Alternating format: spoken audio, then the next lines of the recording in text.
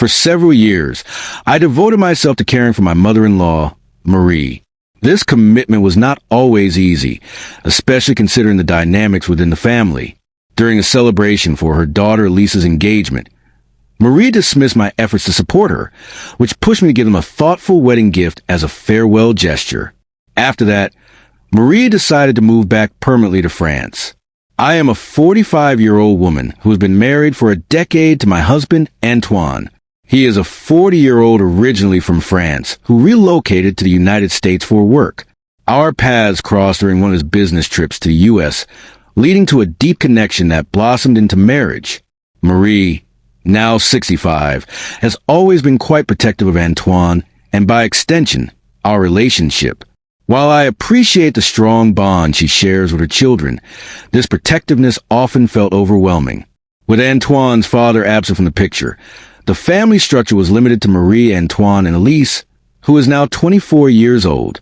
Unfortunately, Elise has not always been the most attentive daughter. Marie has faced numerous health challenges, including scoliosis and arthritis, along with several other age-related issues. In the first 5 years of our marriage, I frequently traveled to France with Antoine to assist Marie in Lyon, even though Elise lived in Paris.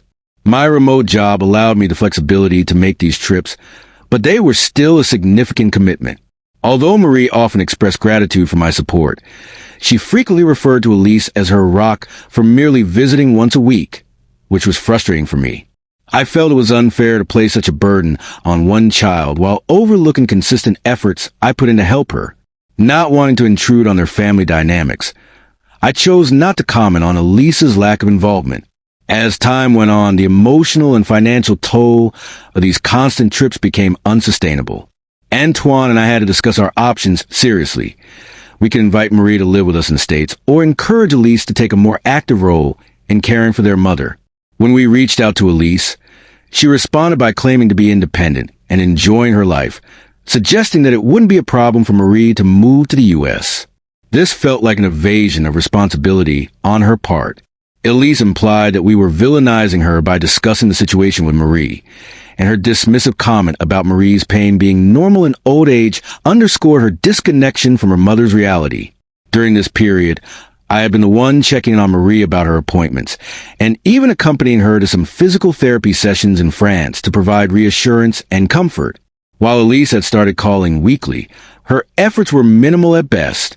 Ultimately, we decided to ask Marie to move to the U.S., but she initially resisted, citing her love for her culture and insisting she could live independently in Lyon. It took nearly a year of persistent discussions to persuade her to make the move, followed by another year navigating the visa process. Eventually, it took an additional year before she felt comfortable living with us in New Orleans. Now, after 5 years in the States, Marie is gradually adjusting to the local culture, although she still struggles and misses France, a sentiment I completely understand. Throughout this time, Elise's updates mainly revolved around her job promotions and personal relationships, with little concern for her mother's well-being. 3 months ago, we received unexpected news from Elise. She was getting married. This announcement caught both Antoine and me off guard, although it seemed Marie had been aware of the engagement for some time. The fiancé, Jacques, a wealthy banker from Paris, had sought Marie's blessing for the engagement and maintained regular communication with her about affairs back in France, which delighted her. During this time, Marie spoke about Jacques with warmth and fondness, making me feel a bit envious. Despite our efforts, Marie had always been somewhat distant toward me, offering respect but little emotional warmth. Antoine had previously addressed this issue with her, but she remained unchanged, likely due in part to my status as a foreigner. I had invested considerable time in learning her culture and can now speak French fluently, yet it seemed to have little impact on our relationship. When we learned about Jacques' identity and his generous offer to fund a month-long trip for us to France, culminating in an engagement party, we were thrilled. Arriving in Paris was a joyous experience for Marie, who appeared happier than I had ever seen her. However, during the engagement party, I was blindsided by Marie's toast. She publicly declared that Elise was her sole source of light during her difficult times in the U.S.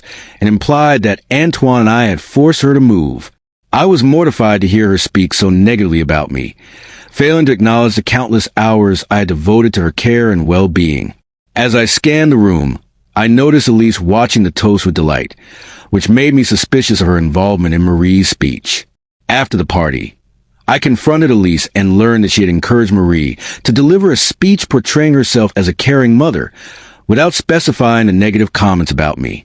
Elise admitted to emotionally manipulating Marie by claiming that failing to give a good speech would jeopardize her chance at love. That night, I was furious and discussed the incident with Antoine, who was equally upset. We agreed that Marie had been manipulated, and Elise deserved to face consequences for her actions. With just a week left in France, I devised a plan to speak with Jacques privately, suggesting that Marie should return to France to live with him while we continue to support her from the States. To my relief, Jacques agreed, and we decided to keep this arrangement a surprise from Elise until her wedding day. On the day of the wedding, Jacques revealed the arrangement to Elise at the altar, prompting an emotional reaction from her. Although she couldn't openly express her displeasure, as everyone expected her to be happy about her mother living nearby, I informed her that the decision was final. If she wanted Marie back in the U.S., she would need to address the situation herself. In the months following their marriage, reports indicated that Elise and Jacques were facing challenges, particularly concerning her lack of concern for Marie. The facade she maintained during the engagement party began to crumble. Eventually, Elise confessed to Jacques about her dishonesty at the party. Although he was disappointed, he was willing to work through it together. During her time in France, Marie also experienced a reality check and began to miss the care we had provided for her. Jacques suggested arranging for in-home assistance for Marie in France, allowing her to receive proper care while remaining in her home country. I hope that their situation stabilizes in the end. In my view, I am not at fault in this narrative. Elise wanted to present herself as a caring daughter without putting in the necessary effort. I genuinely believe that the arrangement we've established will benefit everyone involved, and I commend Jacques for his role in this unfolding story.